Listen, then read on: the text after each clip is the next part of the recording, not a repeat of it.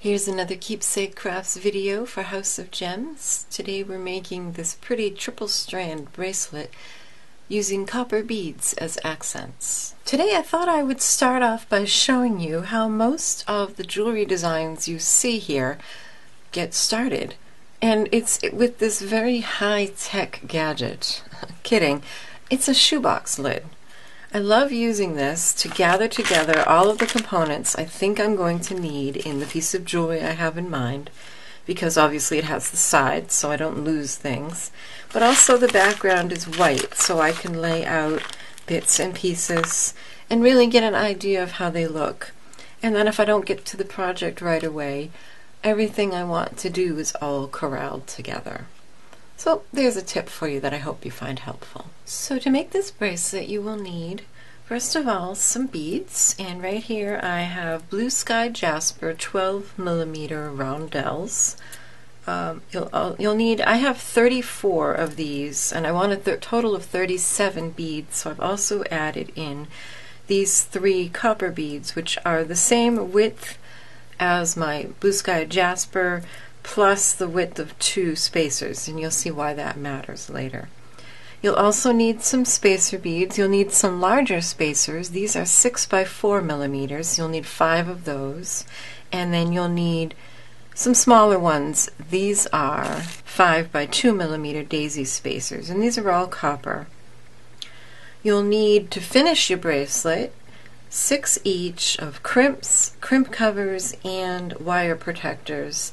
I didn't have these in copper, so I'm going with the gold-plated and antique gold-plated, and I'm not going to worry about mixing the metals. You'll need 2 jump rings, a clasp, a bit of chain, and a headpin. And then for tools you'll need round nose pliers, chain nose pliers, crimping pliers, wire cutters, and you'll need some wire to string your beads on. This is slightly heavier. It's 0.48mm diameter wire because these are stones, so the weight adds up and we wouldn't want to lose anything. And then also these little gadgets are wonderful. They're called bead bugs, but they're just little springs with handles that clamp onto your stringing wire so you don't lose anything you've strung, in case you're a klutz like me. So the first thing you'll need to do is cut 3 10-inch strands of your bead stringing wire. So once we have all 3 of our pieces cut, we're going to attach them all to what will be one end of our bracelet. And we're going to start doing that by sliding on a crimp, and let me zoom in a little for you here. So I just slid on a crimp, and then I'm going to go into my wire protector, and it's a little horseshoe shaped thing. Keeps the wire from rubbing on whatever it's on. It also, if you're attaching this to jump rings like we are today, it'll keep you from your wire from slipping through the jump ring because it's a little thicker. And then I'm going to pop the jump ring right into that U part of the horseshoe. I'm going to slide that short end back through the crimp. And don't slide it all the way up to the wire protector. Leave a little slack because you need room for your crimp cover. And I actually prefer to use pliers to flatten my crimps. I know lots of people have plenty of luck with the crimping pliers. I don't. So I'm going to just squash that good. And always, always, always check. Give it a tug. Sometimes it doesn't grab. And notice how the 2 wires are parallel inside that crimp. And then you can trim this off right here. If your crimp isn't going to hold, no amount of extra tail is going to serve as security. So you can just trim that off as long as you know it's tight. And then you probably wondered, I told you to have crimping pliers, but I didn't use them for the crimps. I actually use them for the crimp covers. I just put it right in the jaws, the rounded part, and it holds it beautifully. And then I can put that right over my crimp. Squeeze gently. Be gentle because it's easy to misshape these. And then you can take a minute to make your bead nice and round, and now it looks, well, and now it looks like a bead, but it's covering that crimp. The last step is you can use pliers or your fingers to just close up that wire protector a little bit so it's more of a teardrop than a horseshoe shape. And repeat to add both of your other wires to this same jump ring. So now you can see I've got all 3 strands attached to a single jump ring, and it's time to start stringing our bracelet. So we're going to start with one of our 6x4mm spacers, and then we'll do a pattern of your Jasper beads and a small spacer, 5x2. And we'll just alternate these until we have 4 Jasper beads and 3 small spacers. And then we're going to add one more of our 6x4 spacers. Repeat this pattern until you have 3 sets of 4 beads spaced between 4 of the larger spacers. So now I've strung my first strand of beads, and this would actually be a very pretty bracelet all by itself. But we're going to make it even more special. Notice I've attached my little clamp on the end to prevent klutzy disasters. So now the next step is all the strands will pass through these large spacers. So start there. And now we're going to repeat the pattern by adding 4 beads separated by daisy spacers. And never ceases to amaze me how much these little tiny daisy spacers fancy something up. They just make it, I guess they give it a little bit of sparkle and interest and contrast. And I love the copper with these Blue Sky Jasper beads. And I love the name of these beads. I just like saying that. Blue Sky Jasper. So after you've done your first set of 4, now we're just going to pass the wire through the 6x4mm spacer on the first strand. So then just repeat. Add 4 more beads with spacers, go through this larger spacer, 4 more beads with spacers, go through this larger spacer. So here you can see I've got 2 strands strung, and now I want to talk about something I often make a point of saying, and that is that challenges in your work, finding the solutions to those challenges often results in a better and more interesting final product than if you didn't have the challenge. And here's an example. I have this strand of these sky blue Jasper beads, and I only had 34. Now obviously for a triple strand bracelet I needed a number that was divisible by 3, and also I wanted an extra for a dangle, so I needed 37 beads, but I only had 34. So then I got the idea to take some of my copper beads that I have in an assortment and add those in place of one of each of the sets of beads. And I think that will make it far more interesting.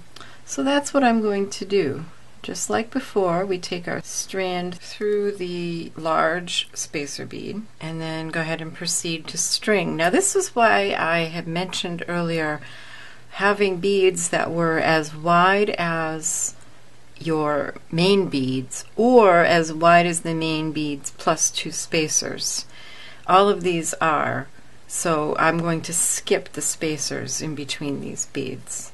Since we're doing clusters, it is sort of important to have them the same length. So we'll substitute that bead for a Jasper bead and the 2 spacers on either side of it. So there we go.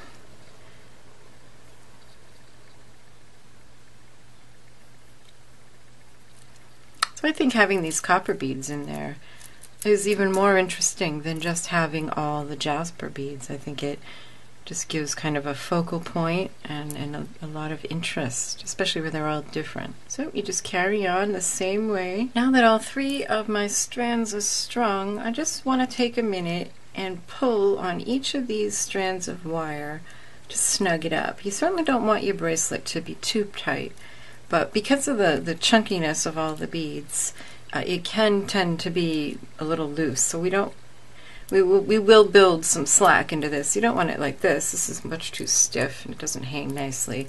But just snug them up for now, and then we'll build some slack in as we finish. So I'm just going to clamp those down. And then the way we finish is the way you started. So you go ahead and add the crimp and the wire protector in the same way that we did to begin with. And just like we began with, slide the wire end back through the crimp. And this is where it gets a little tricky. You want to pull this snug, and you want to have a little less than 1/4 of an inch of slack. You'd be surprised at how much slack you actually need when you wear it, and it looks different when it's wrapped around your wrist than when it's flat. It takes up some of the slack as it curves. So there we go. That's just about right. And you can use chain nose pliers to flatten that crimp. Give it a good squeeze. Always test it before you trim off the excess wire. So repeat for each one, leaving just this amount of slack, just a smidge under 1/4 of an inch of slack in each one. Be double sure to check that your crimp is tight before you trim the wire, otherwise you will have to restring the whole thing at this point. So make sure it's tight, trim the wire, add your crimp cover like we did before, and repeat for all 3 strands. We're going to open our jump ring to add these. It's just much easier to do it that way. Alright, I have my other 3 ends finished, and now it's just a matter of adding a few things to the ends. So I'm going to start with a jump ring. Position the split at 12 o'clock, hold it with a pair of pliers, grab it on the other side with another pair of pliers, push one side away from you, twist the other towards you. And I'm going to slide on the loops of all 3 of these wire protectors and also our clasp. And then reverse the procedure to close the jump ring. Make sure you look at it from the side, on the top and bottom, so that you know for sure it's secure. And then the last step is to add this little bit of chain. One last little touch is on a head pin, string a daisy spacer, your last bead and your last large spacer, and we're just going to make a little dangle for the end of that chain. Grab right where the wire comes out of the last bead with chain nose pliers. Bend it a 90-degree angle, tuck in your round nose pliers, wrap around and over, reposition your round nose pliers, hold that loop with chain nose pliers, grab another pair of chain nose pliers, and wrap. Trim off the excess wire and tuck in that wire end. Now if you're wiring this onto a closed loop, then you'll have to put it over the loop before you finish your wraps. But I noticed that this is a jump ring here that I can open and pop that on.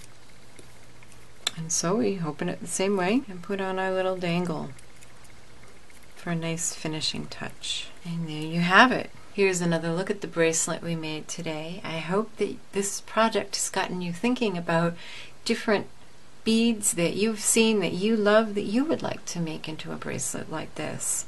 Have fun, be creative, and make yourself something beautiful.